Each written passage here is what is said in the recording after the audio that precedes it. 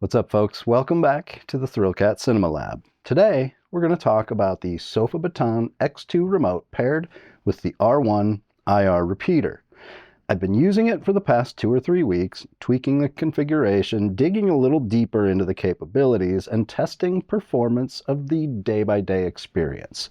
If you haven't already picked yours up, I have a link and a coupon code in the description that'll save you some money and help justify the time I'm spending to put together these videos for you. So, let's dig in to the Sofabaton X2 Remote.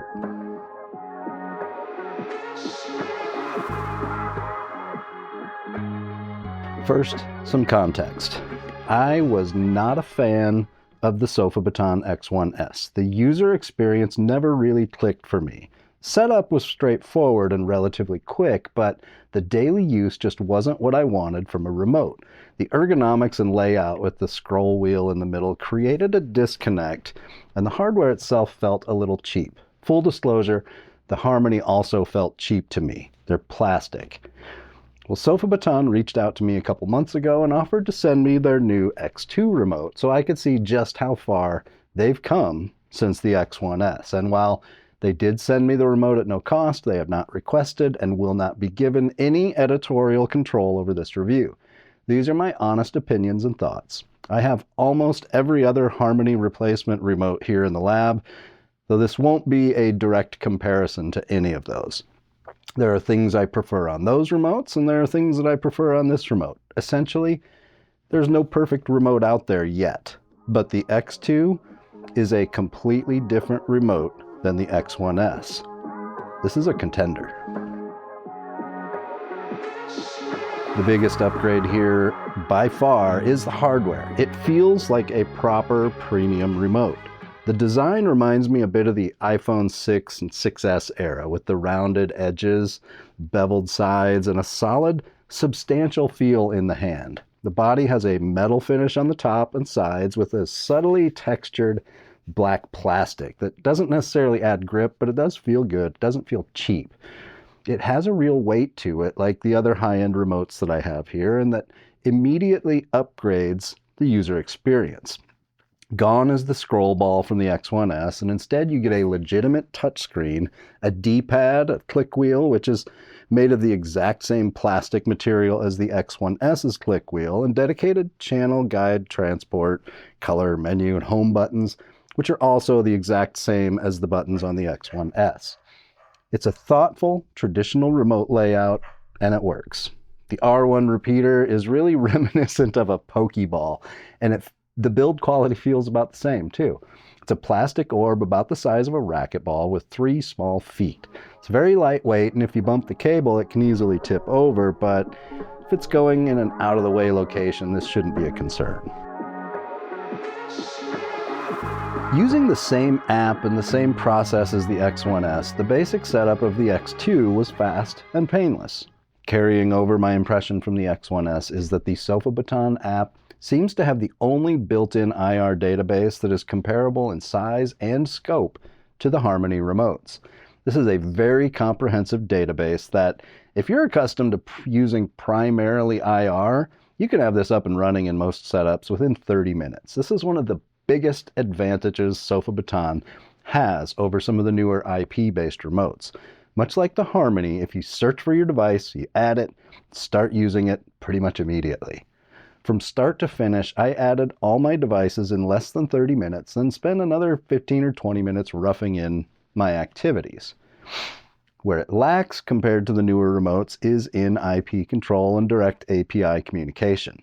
They exist, but they're currently fairly limited, and I do hope to see these capabilities grow in scope going forward as these build the user experience that takes a device from a remote control to a control system. And a note for X1S users, you're going to need to start from scratch when setting up the X2. There's no way to import your X1S configuration into the X2. I currently have 3 main activities: watch Kaleidescape, watch Apple TV, and watch Blu-ray. Each activity powers on the required devices, selects the correct inputs, assigns volume control to my StormAudio processor, and routes navigation and transport controls to the active source. The only tweaks I had to make were timing related. I added delay before input selection so the StormAudio had time to boot, and I added a second power off command for my JVC projector to handle the confirmation prompt. Once those were adjusted, startup has been 100% reliable and shutdown is clean. For reference, in my system, this remote is running a StormAudio ISR Fusion 20 AVR, a Kaleidescape Strato C, a Sony UDP-800 Blu-ray player, and a Panasonic UB820 Blu-ray player, an Apple TV 4K, a Lumagen video processor, and the JVC NZ700 projector. Every device was in the database and worked immediately except one. And just like every other modern universal remote I've tested since the Harmony, the X2 cannot learn Lumagen IR codes. However, after testing some of the alternate models listed in the app, I was able to get it working with a different set of the existing IR codes. So if you're having compatibility issues with a device, make sure you try all the options, even if the model numbers don't exactly line up. All of my devices are using IR control right now, except the Apple TV, which worked fine with IR, but I've also just left it on a Bluetooth connection. This is still primarily an IR-based remote with Bluetooth support for compatible devices, and that's not to say it doesn't do anything else. I was able to successfully connect my Philips Hue lighting to the remote in just a minute or so, gaining access to all of my fixtures. Similar connectivity is available for Roku and Sonos, but other than those devices right now, you're relying on MQTT connections or webhooks. But is IR a deal breaker? It really doesn't have to be. What it does mean is it's not going to be quite as fast or snappy as the IP-based systems, and there's no two-way feedback like you'd get with deeper integrations. But what you do get is rock-solid reliability if everything's placed effectively, extremely simple setup, long battery life, and a remote you can actually buy today and use today with no dealer, no Kickstarter, no waiting list. Sometimes that matters. Now, I'm not a developer, very much a novice in this area, but I can create automations and links inside of Home Assistant. I can install custom integrations, but I've struggled to integrate this remote with Home Assistant yet, but I don't think it's the remote's fault. To be fair, my Ava Cinema remote isn't fully working with Home Assistant either. The X2 uses MQTT and can also use webhooks, and these are apparently beyond my knowledge, and I have yet to get it working properly. However, what I will say is that there seem to be plenty of folks who do have MQTT working with the remote, and honestly, the remote side seems to be very basic setup and simple, and I'm pretty sure the remote is set up properly, but it's on the Home Assistant side of things where I haven't had any luck. But it also hasn't prevented me from successfully using the remote either.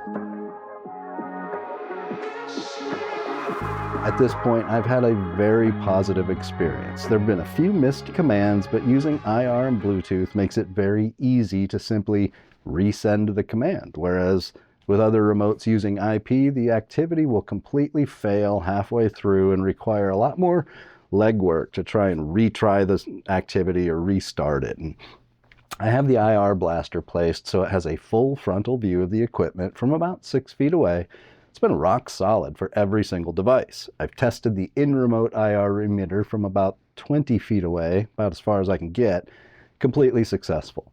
I have noticed a slight quirk, not a deal breaker, where my projector requires a second power off command to completely shut it down. It's very easy to add it to the power off sequence. However, when switching directly from one activity to another, it should remain fully powered up. However, I've noticed the confirmation dialog coming up on screen indicating it's sending one of the power off commands, but at least it doesn't send the second and actually complete the power off. I just have to wait a few seconds while the dialog disappears by itself. But this is something that is eliminated by the two-way communication of IP configurations. When the remote is also listening to the devices, it can grab the actual status when switching activities and act accordingly. As for the battery life, I'm going to get a little real here. I don't understand how anyone can complain about this battery. It's just not that difficult to put it on the charger base. This battery will, at the very least, last for several days, which is much longer than any other remote I have here in the house. If you can't remember to put your remote on the charger at least every few days, that sounds like a you problem. Last week, I handed the remote to my partner and told her, "You're in charge. Pick a movie on Kaleidescape and start everything." I had to explain the difference between devices and activities, and I had to point out that to launch an activity requires a swipe gesture, not just a tap. But once she understood that, no issues. She's successfully operated the theater on her own since then. That's a huge usability win. Okay, for those of you who watched my earlier video about the X2 and left questions in the comments, thanks for sticking around. Hopefully you've liked and subscribed to the channel. Here are some responses to the most frequently asked questions from that first look video. The touchscreen does have a numeric keypad for devices and activities. Setup of the X2 is more akin to that of the Harmony, quick and simple. Apple TV can be controlled via IR or Bluetooth, and both allow for the long press function. You can control multiple devices of the same type as long as there are different IR code sets available to avoid confusion in the device, or if they're in separate rooms. The physical buttons are customizable within the same IR code set. You can change what command they send. The touchscreen can also be configured with a set of favorite commands that you use frequently. Custom icons cannot be uploaded for the touchscreen. The device settings give you basically the complete remote for that specific device. When you configure an activity, it gives you the ability to set what the volume controls and navigation controls as well, as long as the devices are included in the activity. Commands for devices not specifically included in that activity can be added as favorites on the touchscreen. There is no microphone for voice control. The buttons are backlit, and all backlighting and the touchscreen turn off after a period of inactivity, the length of which is user configurable. You can select which IR output is used for each of your devices. The responsiveness is good, solid, not instant. There is a slight delay and a little more with Bluetooth, not terrible, but not as fast as the other IP remotes I've been using. Having used this for a couple weeks, I can confidently say this. I could not recommend the X1S, but I have zero problem recommending the X2. If you don't want to pay AVA pricing, you don't want to wait on an unfolded circle and deal with the steep learning curve for the setup, if you want a Harmony replacement you can buy today, this is an easy recommendation.